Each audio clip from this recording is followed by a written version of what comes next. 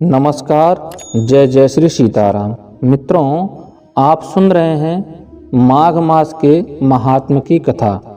अभी तक आपने अध्याय 7 तक के कथानक को सुना है, जिसमें आपने सुना कि कुंडल के भाई विकुंडल को किस प्रकार से स्वर्ग की प्राप्ति होती है और कुंडल को नरक की प्राप्ति होती है। हरिमित्र के पुत्र सुमित्र के साथ यमुना जी में माघ मास में स्नान करने से विकुंडल के सारे दोष समाप्त हो जाते हैं और पाप कर्म करने के बावजूद उसको स्वर्ग की प्राप्ति होती है। अब हम सुनेंगे अध्याय 8 के कथानक को। यमदूत कहने लगा कि तुमने बड़ी सुंदर वार्ता पूछी है। यद्यपि मैं पराधीन हूँ, फिर भी तुम्हारे स्नेहवश अपनी बुद्धि के अनुसार बतलाता हूँ। जो प्राणी काया, वाचा और मनसा से कभी दूसरे को दुख नहीं देते, वे यमलोक में नहीं जाते। हिंसा करने वाले वेद, यज्ञ, तप और दान से भी उत्तम गति को नहीं पाते। अहिंसा सबसे बड़ा धर्म और तप और दान ऋषियों ने बताया है। जो मनुष्य जल या पृथ्वी पर रहने वाले जीवों को अपने भोजन के लिए मारते हैं, वे कालसूत्र नामक नरक में पड़ते हैं और वहाँ पर अपना मांस खाते हैं और रक्त पीप पान करते हैं तथा पीप की कीचड़ में उनको कीड़े काटते हैं। हिंसक जन्मांध, काने, कुबड़े, लूले, लंगड़े, दरिद्र और अंगहीन होते हैं।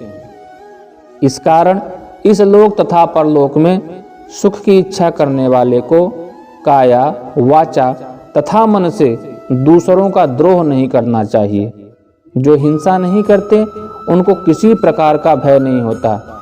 जिस तरह सीधी और टेढ़ी दोनों प्रकार की बहने वाली नदियाँ समुद्र में मिल जाती हैं, वैसे ही सब धर्म अहिंसा में प्रवेश कर जाते हैं। ब्रह्मचारी, गृहस्थ, वानप्रस्थी तथा यति सभी अपने अपने धर्म का पालन करने और जितेंद्रिय रहने से ब्रह्मलोक को प्राप्त करते हैं। जो जलाशय आदि बनवाते हैं और सदैव 5 यज्ञ करते हैं, वे यमपुरी में नहीं जाते। जो इंद्रियों के वशीभूत नहीं हैं, वेदवादी और नित्य ही अग्नि अर्थात हवन आदि का पूजन करते हैं, वे स्वर्ग को जाते हैं। युद्ध भूमि में जो सूर्यवीर मर जाते हैं, वे सूर्य लोक को प्राप्त होते हैं। जो अनाथ, स्त्री, शरण में आए हुए तथा ब्राह्मण की रक्षा के लिए प्राण देते हैं, वे कभी स्वर्ग से वापस नहीं लौटते हैं। जो मनुष्य लूले, लंगड़े, वृद्ध, अनाथ तथा गरीबों का पालन करते हैं, वह भी स्वर्ग में जाते हैं। जो मनुष्य गौओं के लिए पानी का आश्रय करते हैं तथा कुआं, तालाब और बावड़ी बनवाते हैं, वे सदैव स्वर्ग में निवास करते हैं। जैसे जैसे जीव इनमें पानी पीते हैं, वैसे ही उनका धर्म बढ़ता है। जल से ही मनुष्य के प्राण हैं, इसीलिए जो प्याऊ आदि लगाते हैं, वे अच्छे स्वर्ग को प्राप्त होते हैं। बड़े बड़े यज्ञ भी वह फल नहीं देते जो अधिक छाया वाले वृक्ष मार्ग में लगाने से देते हैं। जो मनुष्य वृक्षारोपण करता है, वह सदैव दानी और यज्ञ करने वाला होता है। जो अच्छे फल और अच्छी छाया वाले मार्ग के वृक्षों को काटता है, वह नरकगामी होता है। तुलसी का पौधा लगाने वाला सब पापों से छूट जाता है। जिस घर में तुलसी वन है, वह घर तीर्थ के समान है और उस घर में कभी यमदूत नहीं जाते। तुलसी की सुगंध से पितरों का चित्त आनंदित हो जाता है और वे विमान में बैठकर विष्णु लोक को जाते हैं। नर्मदा नदी का दर्शन, गंगा का स्नान और तुलसी दल का स्पर्श, यह सब बराबर बराबर फल देने वाले हैं। हर एक द्वादशी को ब्रह्मा भी तुलसी का पूजन करते हैं। रत्न, सोना, फूल तथा मोती की माला के दान का इतना पुण्य नहीं जितना तुलसी की माला के दान का है। जो फल आम के 1000 और पीपल के 100 वृक्षों को लगाने से होता है, वह तुलसी के एक पौधे के लगाने से होता है। पुष्कर आदि तीर्थ, गंगा आदि नदी वासुदेव आदि देवता सभी तुलसी में वास करते हैं।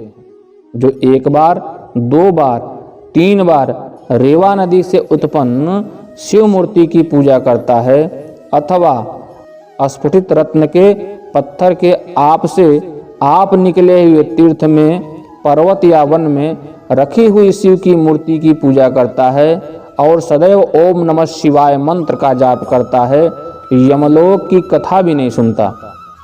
प्रसंग, शत्रुता, अभिमान से शिव पूजा के समान पापों को नष्ट करने वाला तथा कीर्ति देने वाला 3 लोक में और कोई नहीं है।